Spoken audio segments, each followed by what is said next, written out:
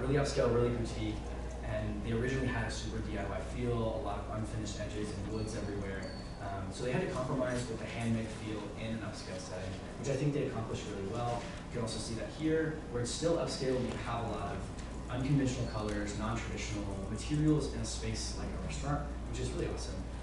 A quote from Alonzo, who is one of the head designers of this project, so I didn't get an interview, but it wrote in the Architectural Digest article that I saw. He said, "We wanted to create an authentic ambiance by using humble materials and imaginable woods." So there's that idea of authentic materiality, an intimate space. There's a lot of natural wood throughout. They didn't do a lot of staining. The ceiling that you can see on the top is recycled gem wood flooring, which is another sustainable practice that a lot of Japanese artisans throughout create the furniture and the lighting and the tiling on this bar on this side, which is really cool. It was really authentic, but still upscale, which is really awesome. And then again, the coloring is really saturated and dark. It's not too high contrast, but it creates a vibrant and coherent atmosphere. One of the last things I looked at, the framework from Simpson's paper, was the environmental ambiance. Around 10 p.m. every night at 888, the 888 restaurant transforms into a quote-unquote haven for music lovers, where they showcase iconic artists and albums with their late night and date night specialized experiences. I actually got to go to one of these this summer, which is really great. They transition. Why this goes in the environmental ambiance category is because they transition their lighting, their music, and their menu. So they get a new menu. It's a smaller menu. They have smaller sushi food, as well as they transition the music, and with the late night menus and experiences, they choose different artists to look at and play the music. They have a resident DJ come in, and guest DJs come in a lot to play different artists, and I'll get into that and when I get into sensory stimulants. But yeah, you can see the lights in the background right here. It's kind of right up here, but they dim those to about 20%, which it's a completely different feel from a regular dining restaurant. It really does feel like an intimate kind of Japanese bar that you're in. This is it's their late night menu, and the food is really good. And then this is another picture of their intimate dining. So there's tables and seats. They're lowered. You kind of sit close to the ground like you would in a Japanese restaurant. The physical sofas and chairs envelop the guests into a bubble, and the music's loud, but you can still hear your table, which is really cool. And the last thing I looked at was the sensory stimulants. And that's, again, that music, which is an integral part of the restaurant and an integral part of Nashville in general. They have a lot of speakers throughout. Here's one of the resident DJs playing music. They'll have artists come in, and I'm really mad that I'm missing Sade later this month. And they have a lot of different artists. Here's some kind of older artists that they have. I mean, they've had nights where they have like Chaperone or Kendrick Lamar and things like that. The space is really bold, and the music is really integral to the experience. So, the takeaways I had, it redefines experiential dining. Again, if you look at places like Rainforest Cafe or even the Honky Tonks in Nashville, you're getting a really kitschy or goofy kind of feel, and this is a really upscale way that they did it and authentic. They have a lot of authentic and cultural artists come in, and it kind of proves that theme and experience in dining doesn't have to mean it's a gimmicky space.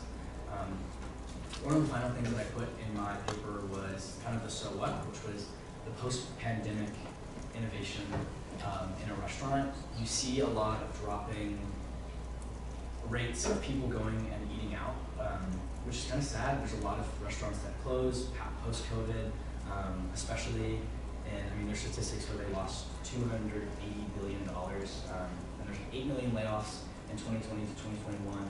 So that kind of, those rising costs as well as dropping restaurants kind of left there needed to be a change for restaurants and restaurant design and the experience of eating out. And then, yeah, my research methodology, I mean, there's the interview that's really integral to my research. There was the, and that's the primary source. You also have the lens source that I looked at it through, which was really helpful to look at kind of this main source that you're looking at through a lens source. And then I had one quote from my paper which is a little cheesy, but I like it. 888 creates a restaurant experience that exhibits the pinnacle of modern dining. Here's to hoping that more patrons stumble upon their own blinking rewarding light, discovering the charm of eating experience. And that's it.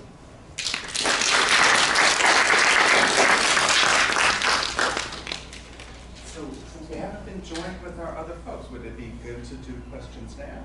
Yeah. So yeah, do you want me to call on people, or do you want to call them, or how do you want to do it? I can.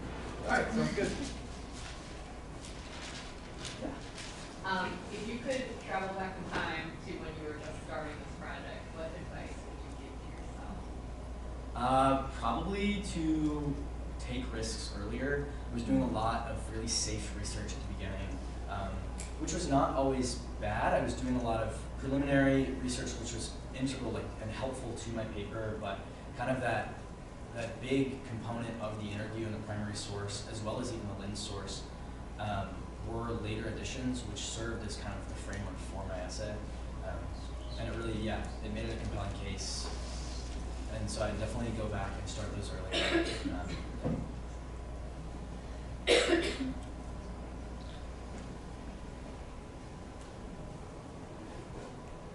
So you've got somebody here that, oh, go ahead. So out of curiosity, this very well may be outside of the scope of your research. Are you familiar with the Tesla diners?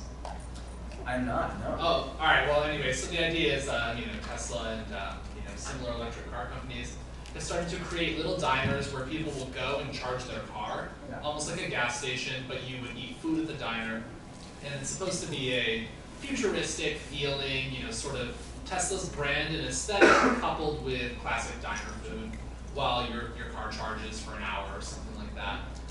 But people are kind of finding them a little bit boring and lifeless and sort of not an actual fun place to spend an hour because anyways, I was curious. I don't know if there's a question that if you're not familiar, but this sort of I do think it's interesting how architecture in that case, architecture/interior design, ends up part of an electric car company's brand and also a customer experience element.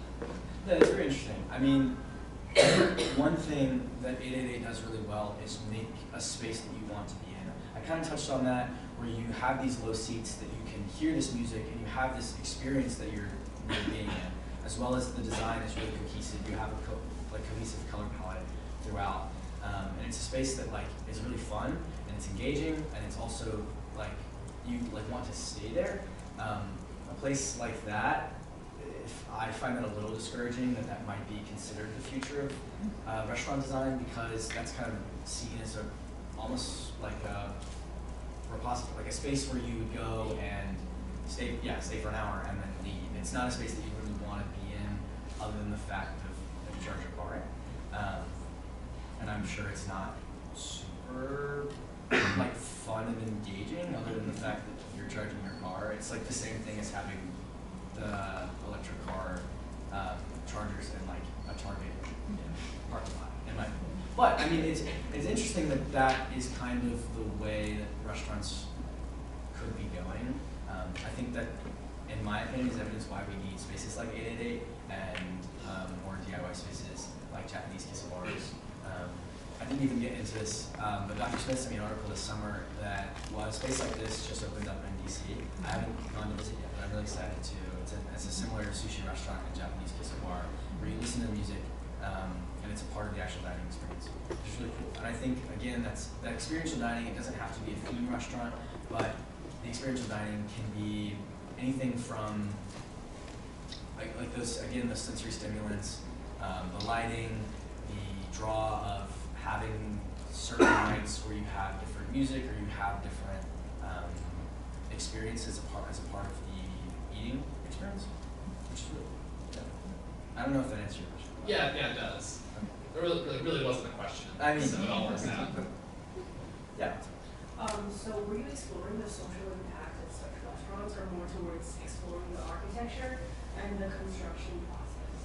Good question. So that's something I kind of did struggle with throughout my research. I mean, first off, it is a case study of a restaurant, but I'm also using social science journals and a lens source to kind of look at it through. And I did end up exploring the so what factor of the restaurant, which I didn't get to go in too much in my paper, but I have, that so what was like kind of the outro to my paper, the conclusion, where I'm looking at, I mean, this is kind of why we need spaces like this, but what I was just saying, where we have this decline in restaurants, people just ordering DoorDash and Grubhub and not even making their own food, and it's, people don't want to eat out anymore because they don't want to be in the space, or there aren't spaces to be in. I don't know if that answered your question either, but yeah. What's up? Yeah. Yeah, so I don't know if for your research you researched other spaces like this throughout the United States, but I was wondering if you did, do you think if you were able to pluck 888 out of Nashville and transport it to say like Austin, LA, or Boston, do you think it would have the same impact for the community there, or do you think it would That's a be good question. different? Yeah, I think this one, sure, I talked about it being unique to Nashville, but I mean, I also talked about that there's one in DC now. If you put it in a space like Austin, that definitely is very similar to Nashville. You'll have that appeal of people not wanting to go to the same sort of chicken restaurants or bars and honky tonks like they would in a space like that. And wanting to go to an upscale setting that definitely transports them out of that busyness and bustle of like the streets of a big city like that. If you put it in a small town, I don't think people are gonna try to go. It would just kind of lean itself towards a really exclusive and private dinner experience rather than more like an accessible and fun experiential eating experience. I definitely would like to do more studies on restaurants like this and experiential eating spaces.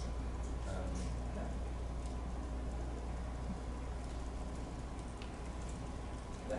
So this one's hopefully a much easier question. Sure. I'm curious, if you had a magic wand and you could design your own restaurant, what sort of experience and say, customer emotions would you try to instill if you could? Really good question.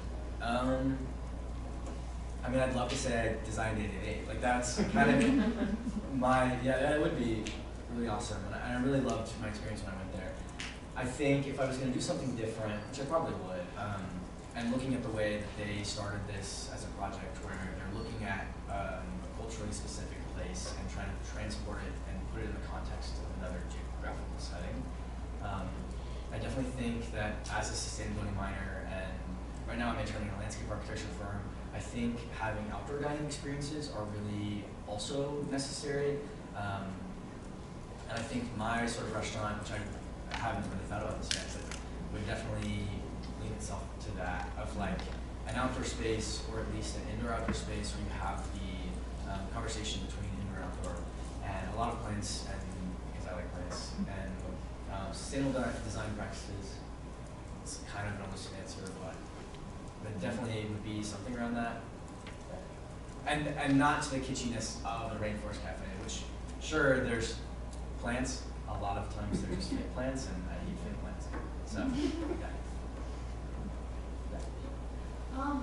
How did you focus your research and what sources you were looking at? Because I'm sure there weren't a lot of sources on 888 specifically. Yeah, so how did you know what to look for? Again, yeah, that was a challenge. I think Dr. Smith kind of taught us very well with that. It was like we pick an exhibit source that we had a lot of practice with doing unconventional ones. Again, hopefully Jordan gets here soon so he can tell you about the TikToks that he focused on for his exhibit source. And kind of looking at that when you don't have any other scientific or scholarly research on that. And really picking that lens source or multiple lens sources to look at that through was really great. I mean, I chose a doctoral thesis, which also may be a little unconventional, because there were very few articles even on like theme restaurants, because it's not really a scholarly topic. The one I chose was, it was really cool, and it allowed me to like look at the 5 elements of that and apply it to my exhibit source. So if you're looking at something like that where they're doing a similar sort of case study, and it might be like she looked at probably 15 different eat restaurants and experience restaurants. I can't remember the other ones. I mean, she looked at some honky tonk bars that I talked about, but Kid Rock cafes. That was it. But she has a lot of exhibit sources, which yeah, you don't have to pick one. But in my case, I picked one for the case study. But getting that lens source, that framework to look at that exhibit source through was really helpful, and honestly made it easier to write my paper. My paper has different sections, and I just titled them that, like the attractant or the transition space. And I looked, and then I just like analyzed the exhibit source through that one particular lens, and then just went on to the next one. I think that was really helpful. I hope that answers your question. Yeah, I would just add on to that, since you gave me a compliment, I'll give you a compliment, right? I think also like figuring out the so what and bringing in those sources in the end was really added some richness to his project too, because it wasn't just everything I think about this restaurant, but like the why does this matter and how we need to think differently about design post-COVID too. So that was like another area where you did some, you know, research that kind of intersected with your exhibit. I kind of wish that I went over a little over the page count, and I wish that I had a little more pages and a little more time to write mine, because I probably would have written more about that and actually put that at the beginning of the paper and not just at the end. So what can be a part of your actual thesis, I think it should be, and I kind of put it in my thesis, but I definitely think I should have included it more into it. But definitely the so what helps with that. It can help you identify your research, but it's also, if you don't know why you're writing about it, it's definitely something you will figure out and can apply to your paper through something like a lens source. So is anyone here, you all are working on these papers this semester, I'm assuming, right? So you got somebody here who went through it. Are there questions, just thinking about your own work and how you're working on your topics or sources, or the things that you want to ask Eli that might help you out because he's been through it? Yeah, he lived to tell the tale. So does it get better? Does it get better? Are you at the very beginning? Where are you in the process? Wait, no. For the For like the yeah. research project, are you coming up with a topic? Like where are you? Yeah, at? past topic. Past topic. Okay. Yeah, we have our topic and we're just like getting source and draft. Okay. Okay. Does it get better? I'd say yeah, I was really proud of my work. I enjoyed writing it, even if I was staying up until 2 or 3 a.m. finishing it. Yeah, I think it really did. If you pick something that you are passionate about, and originally I did, and I didn't end up liking it, and that was what I talked about with my annotated bibliography, was something that I couldn't actually find myself writing an entire paper about. Your concept will naturally evolve and change. I mean, I probably went through like 5 or 6 different actual topics and questions, even at like the late or like early middle stages, you know. So definitely, yeah, it would, sure, it'll get better. I definitely did for me. Yeah, it was hard in the beginning, definitely, but I'm proud of my work. I'm glad I got to go. If you do pick something you are passionate about, and again, I'm going to reiterate that lens source does make it a lot easier and just more enjoyable to write about. Provides a framework for your essay. It can definitely, and you can see that a lot of other essays. So hopefully they'll talk about Jordan. So you mentioned something about a photo book in the research. I'm also doing that, but I don't really know how to analyze pictures or how I should separate them. Yeah, so with mine was a case study. So I did a lot of just like, I would talk about a concept that I looked at in the photo, which may be different from whatever you're writing about, but I would talk about a concept that I saw in the photo, and then I would say like C figure 2 or whatever. And I actually put it into my paper. I probably had about 15 photos in my paper. That's why my page count was so large. And yeah, I think that's one way to do it. You don't have to, I mean, depending on what your paper is, I didn't really have to analyze the elements of the photo, rather than I used the photos and the photo book, as well as just photos of the restaurant and the photos that the designers gave me as a way, like a visual aid for their readers as they did it, if that makes sense. So like I would talk about a concept, and then I would show the photo in it. I put them at the end of the paper, but I would show the photo at the end. I hope that helps. Do you have any other questions about that? It was definitely a unique thing to have so many photos in an essay. If you have a unique exhibit source or source that you're looking at, or issue that links to something like that, or has elements like a movie in TikToks or social media, it's definitely something that is helpful in understanding the paper. You look at a concept and then actually have a visual aid to go with it. I have a question. So you found this dissertation that was like on point. Did you end up using any of the sources that author had used, like as a way to find other projects? I actually did. I used some of the sources that she had included for my preliminary kind of research. My hope was about written like my experience going to a rainforest cafe, or like the experience of going to a rainforest cafe, and sort of that early research into like Kid Rock restaurants and spaces like Rainforest Cafe. I kind of looked at other sources that she had used. Yeah, that's really good. Definitely using those sources that the author uses to kind of trace back their steps and put it in your work. That was definitely helpful in creating kind of the early research so that you can kind of lead into the research that they had. Thanks. Other questions? Can I just underscore something for any of my students who are sitting here, or any of the other students who are in UW? I love that point that you made about like picking a topic that you're invested in, because I do think that some of the best projects come from like a curiosity that a student has about something, right? It's not necessarily, I know what I want to argue. And I think a lot of times in high school, people are taught like, you make your outline, you write your paper. And I think with your project and with some of the other really good projects from my class, it's like this back and forth. It's like write, research, write, and picking something that you just want to know more about, I think is a great way to start, even though it feels really scary, right? To have no idea of where you're headed.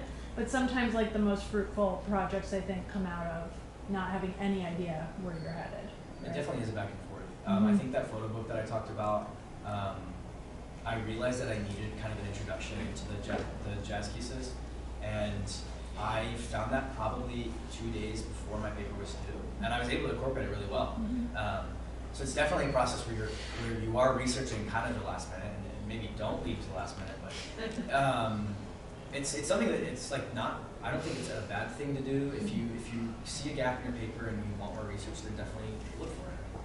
It was really helpful to have that paper to understand this context. So yeah. Can I piggyback off of that? Just because I know a lot of people are already locked into their topic, and if you find yourself locked into a topic that's not really inspiring, you can always find another angle on it. Like for your example, like you're talking about like theme restaurants.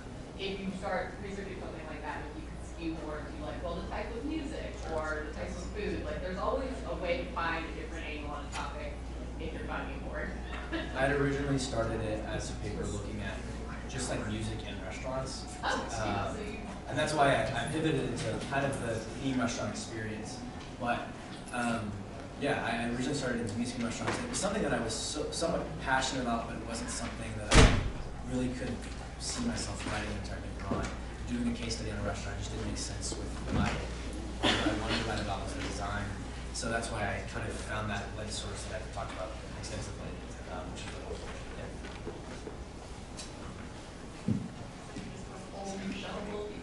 helpful. Yeah, so I'm wondering, what do you think, Jacob?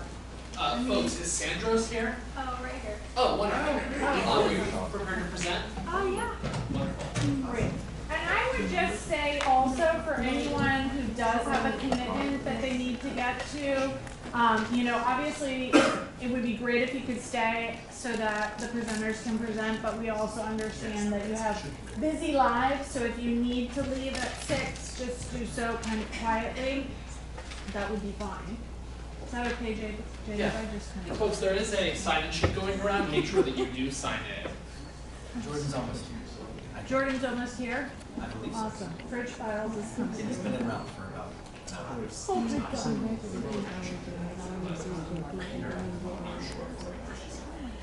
Thanks for asking a question, guys. Sorry I talked for 5 minutes.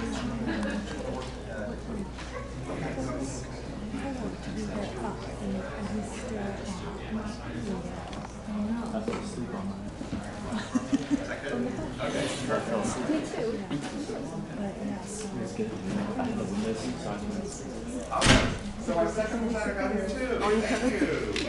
It's a tough ride. So I want to introduce really quickly Sandros Melakeberhan. Did I do it right again? Okay. She's a sophomore at GW, majoring in public health and statistics.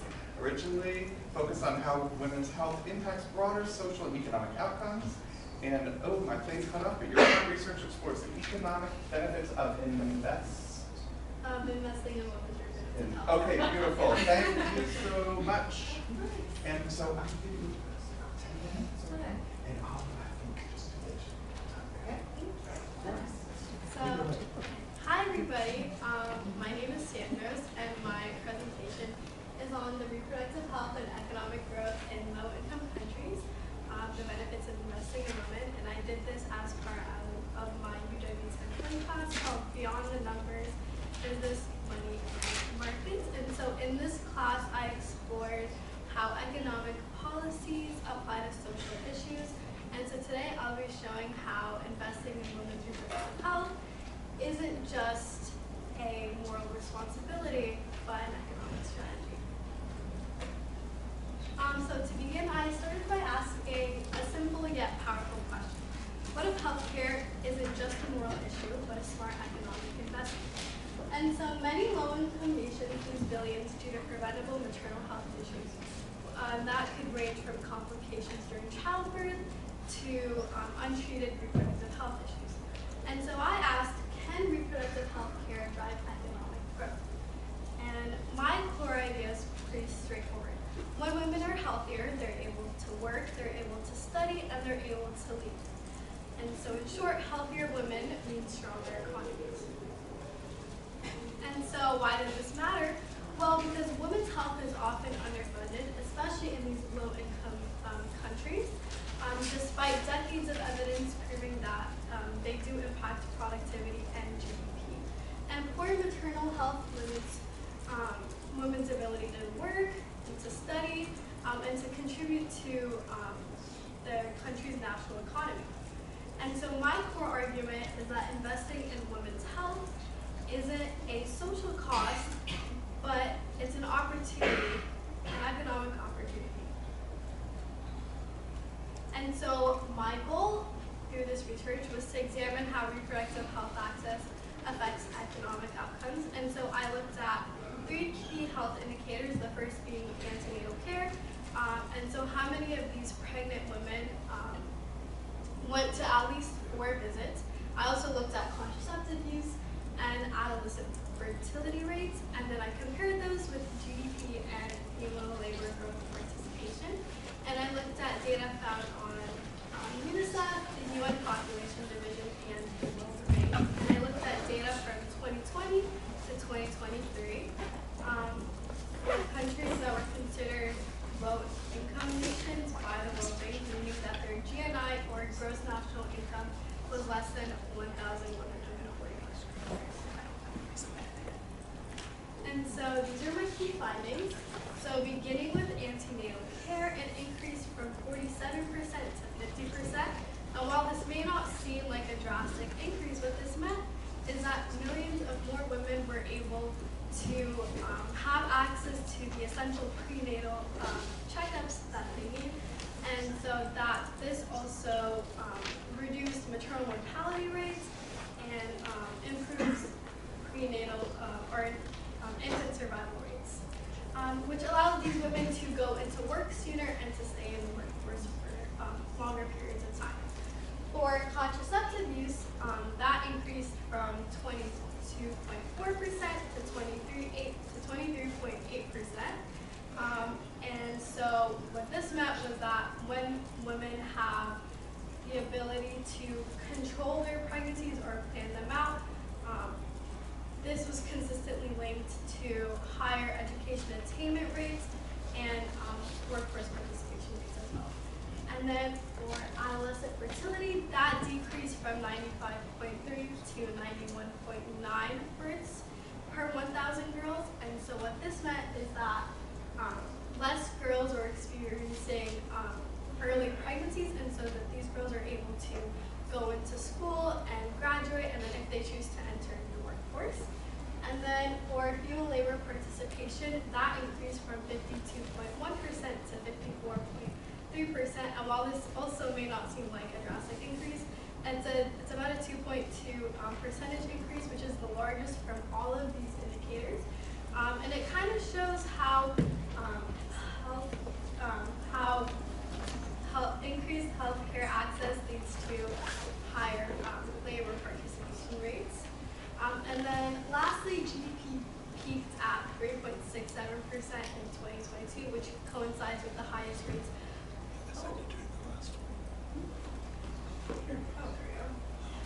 of these healthcare coverages and participation rates. And so here's just a quick visual representation.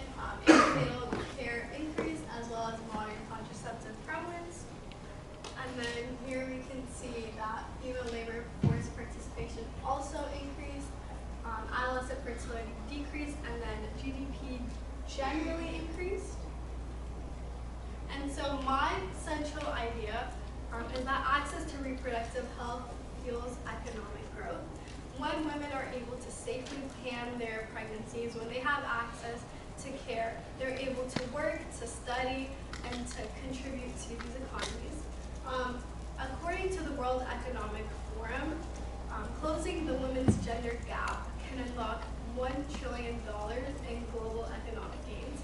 And further research also showed that investing $1 in women's health produces $3 in productivity and cost savings. And so we should view healthcare as an economic infrastructure and not just as a social cost. And then just to go over some findings and limitations, GDP growth dipped in 2023 despite rising health indicators.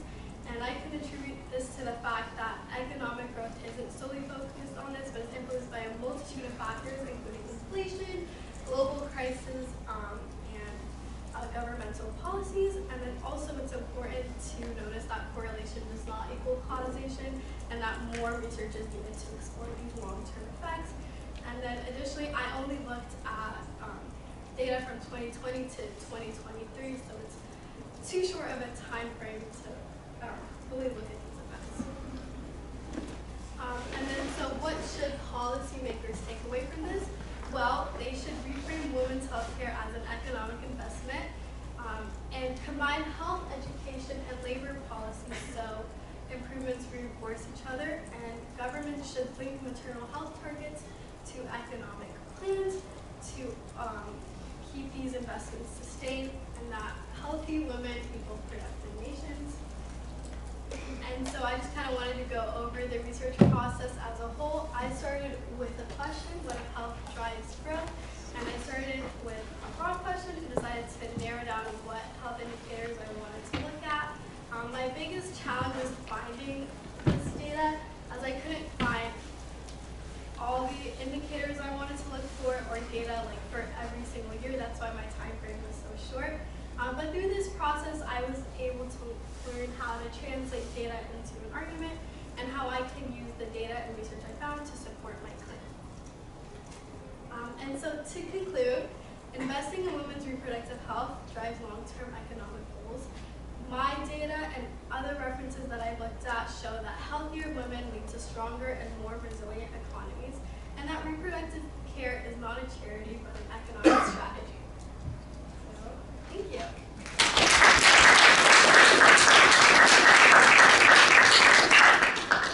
You must be Jordan. Yeah. All right. Okay, so we're going to hold questions till after, if that's okay. Great. Do you want to?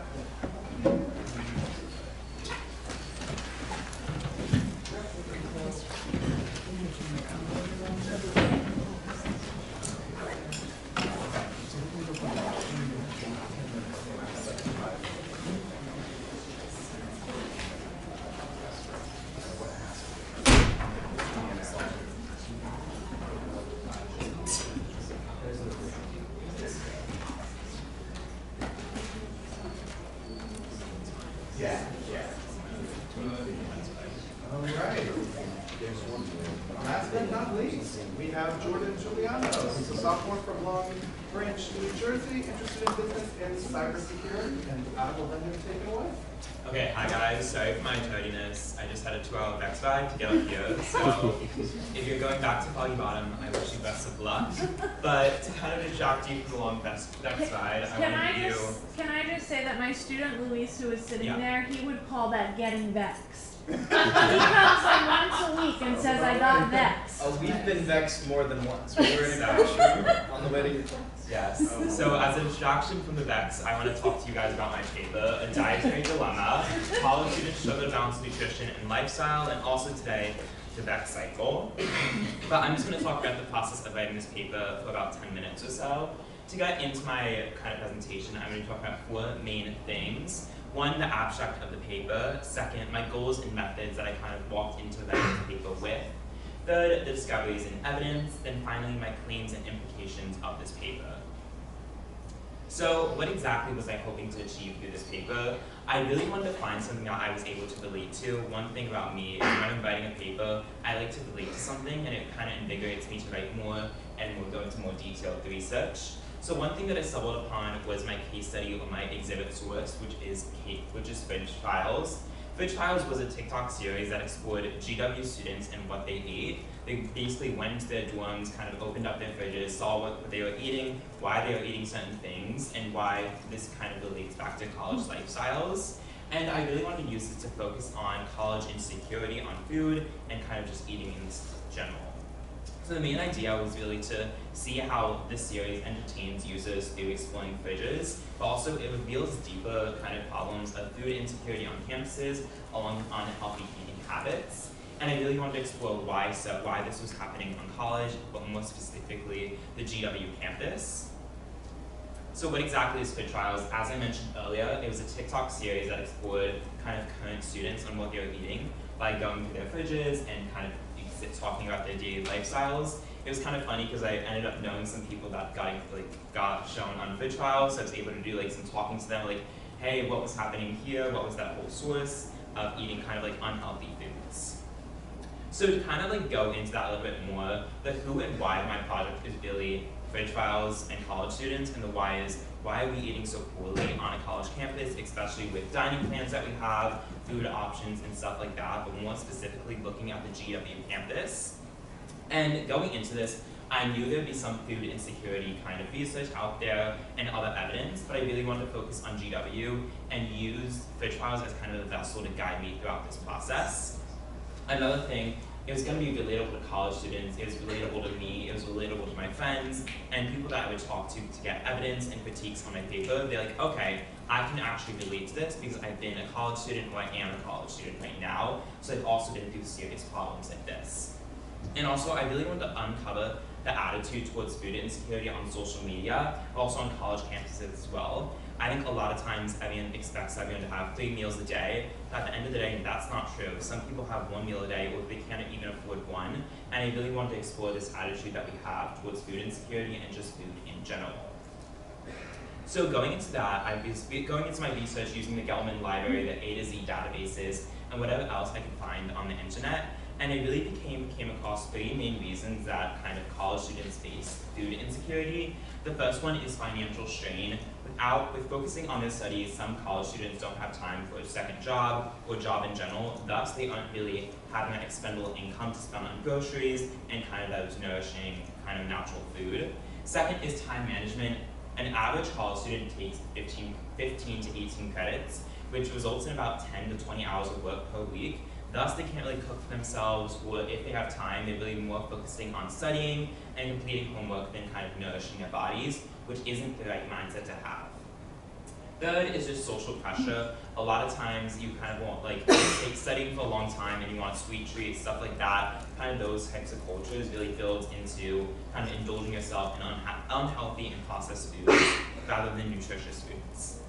And one thing I was really excited about was that while watching all the Fridge Files episodes, I was able to kind of take out these 3 main things and insert them into the Fridge Files. I remember one guy was talking about, how he was a student athlete, he was on the basketball team, thus he spent so much time studying and like kind of managing this sports team, but also the academics, that he wasn't able to kind of properly nourish his body. So when he was opening up all the cabinets, it was just processed and prepackaged food because they didn't have time to cook like a home cooked meal. So that was like my main discoveries and evidence.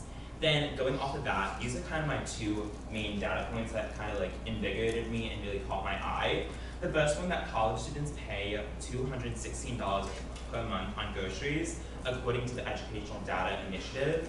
And that kind of shocked me because if you don't have a job and you're a student, $216 is just going to add up eventually throughout your first and second semester, and then that's just going to kind of like snowball effect into various different issues for you. Then the second one is that there's a $1.50 price gap between healthy and unhealthy foods. So obviously going after the first data point, if you're spending so much money on groceries and you see that something that's going to be unhealthy for you, unprocessed, is cheaper than something that's kind of more healthy and more nutritious for your body, you're going to choose the cheaper option because you're going to want to stretch that dollar to the most of the effect. Thus, a lot of college students do opt to choose unhealthy and processed foods rather than natural organic foods. So obviously I had a lot of different data in my paper, but those two kind of stood out to me the most. So what exactly at the end of my paper was I claiming about? I was claiming that college students do face a high level of food insecurity due to those three main reasons, but also that current solutions on GW, but also just in college campus in general, do not fully meet the needs of solutions. One thing I really looked into was the store. The store is kind of a food pantry in the district house of GW, which offers students with kind of like food plans and offering free food. However, I didn't know about that going into this paper. I didn't know what the store was. I didn't know what it was doing for students. And I was just kind of like explaining in my paper that the store is a great solution, but it's not advertised to the full extent in which people that are facing food insecurity, they may not know about it. Then third, I wanted to obviously use food trials as a medium to explore food insecurity, but also kind of focus on how social media in general, outside of food trials, highlights the effects of food insecurity, and they kind of use it as an entertainment solution, like, hey, look at all these kids that aren't nourishing their bodies properly, but they aren't offering a concrete solution in that way. They're kind of capitalizing on their food insecurity and all their problems without offering a guided solution. So one thing in my course of the gendered politics in the kitchen, which Dr. Caroline Smith taught, was the so what. The one thing you really want to focus on in your paper is, why does this paper matter? What am I going to get away from it? So my really so what of my paper was, how is this relevant to college students and college campuses, and what solutions can be made or can be proposed to offer changes and impact just college students in general. So really, I wanted to focus on the store, but also I compared GW to various different college campuses across the nation about what they're doing and how they can solve this, whether it's just like partnering up with different food initiatives across the country to really make an impact on college students. And then also it's written by a college student for students in colleges, which is kind of the biggest driving force of my paper. It's by a college student and it really focusing on college campus. So finally, this project used food trials to really shed light on food insecurity close to home at GW and campuses across the country, hoping to make a meaningful and personal and powerful message to deliver a message of how food insecurity affects students across the nation. So that was my paper. Thank you guys. So we got some time for questions. I know people asked Eli a bunch of questions already, but do you have questions for anybody here? Yeah. For the investigating women ones, did you look at any specific countries? I know we were looking at like more underdeveloped countries, but are there any specific ones that really stood out to you from research? I didn't get the chance to specifically look at a certain country. I think what I ended up doing was, if you go to the World Bank website, or not the World Bank, but if you go to the website, you're able to click on different indicators, and there's one that's called low income indicators, or low income nations, and so I just decided to focus on that, because I wanted to make it a little more broader than focusing on one country.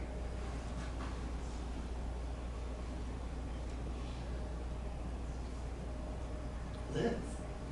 So we've established that most of the students who are here are in a process where they've already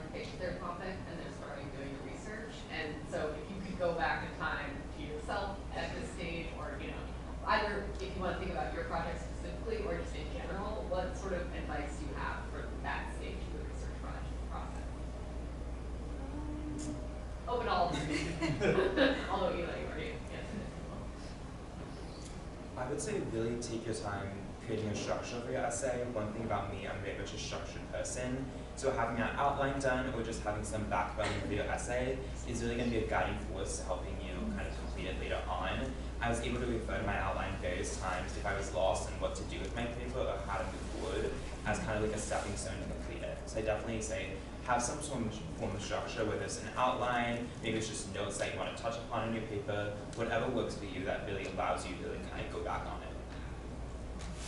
And I was also add on, just like make sure that you really know what it is you want to look into, like specify if there are certain indicators that you want to look into or certain topics, so just make sure that you know it is exactly what just know exactly what you're looking for. So you kind of don't get off track. It kind of helps you write your paper as well. And when you find information that sort of supports what you say, it's not against your point, do you have to use it or no? Just mostly the ones that support the point you're trying to make in research? I think if I ever found a piece of information that kind of went against my like it went against my point on like food insecurity, I wouldn't completely ignore it. I would kind of use it to reevaluate how I want to like incorporate it. I think it's always good to acknowledge any risks or any kind of like false anything in your paper, because at the end of the day, not everything's going to support you, and it's really good to have like a well-rounded paper that does also highlight some drawbacks or kind of like challenges that you face, because not everything's perfect at the end of the day. But you wouldn't change that point, you just add. Yeah, I would definitely add to it, like at some, maybe just a section like here's some like this with drawbacks that I found in my paper, because it also just like adds to your credibility, because if you're just saying that everything's fine researching, that's then not entirely the truth if you did run into like things that did kind of have like went against your point.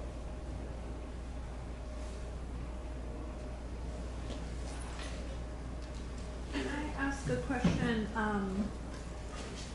about high school versus college, right? Like, what were your experiences with writing before you came, and how was the experience of writing this paper similar or different to that?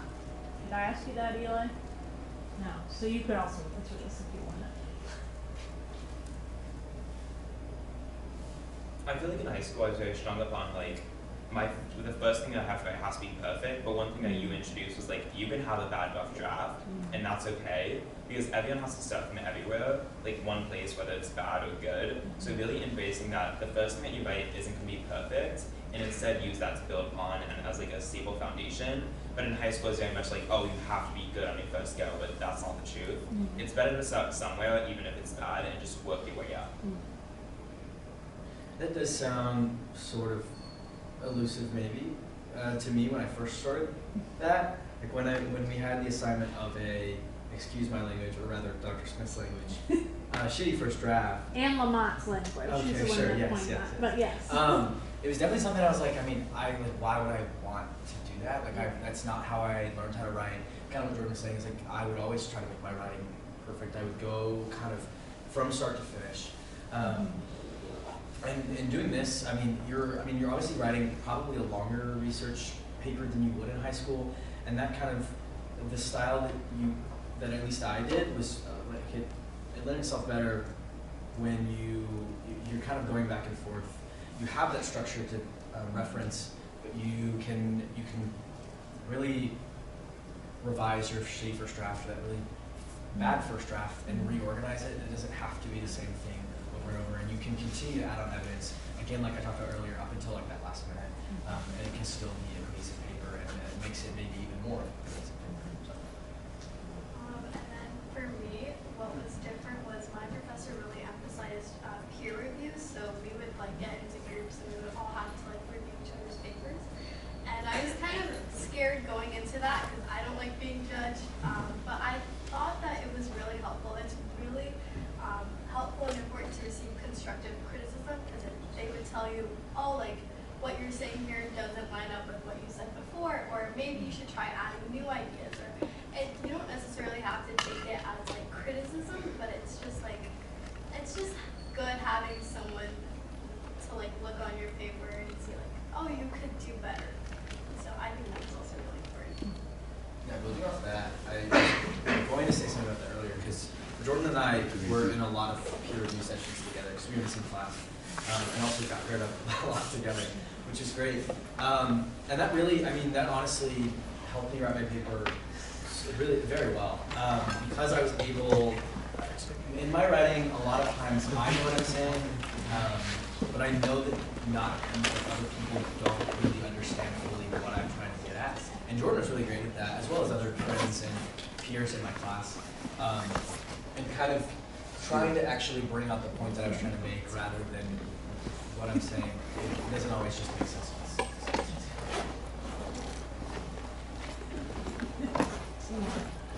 I got a question for all of you. Like, are in the work that you're doing now, like you're doing public health, your interior architecture, right? So are you building off of any of these specific projects in the work you're doing now, or have you just sort of moved on and it's just what you learned and what you're interested in? I think that I actually switched my double major to international business, so I think that doing this paper kind of made me realize like I am interested in the economic aspect of it. So I think that that's definitely something I want to focus on in the future. I also want to get my master's, and so in public health you can decide to focus on maternal health, so maybe that's something I'll consider doing in the future, but that's where I am right now. As a business student, like I don't really touch upon like food insecurity or like public health that much, I would say. Yeah. I'd say that even though that's not my major, I mean, I think my paper relates very well to my major, and that's why I kind of chose it. But I mean, that was pretty obvious. But even looking through Jordan's paper and being in that writing process with him, I've actually done. I'm in 2 food classes this semester. I've actually started volunteering at the store. I mean, I don't know, learn from other people and other papers. I think that's really awesome. And then also going back to my paper, I'm not studying the restaurant that I wrote about anymore. Sure. I think I said everything I needed to say. I got to go, which was really awesome. But I am using the same framework that I did. It was really helpful. The framework that I came up with. I'm doing another case study for my elective internship credit this semester in the same sort of way where I'm finding an exhibit source. I'm actually studying the Gladstone Museum in Maryland and looking at it through a similar sort of, like I'm finding that lens source and looking at the exhibit source through an architectural case study, which is really cool. All right. I think we're going to wrap it up with applause for all 3 of our presenters.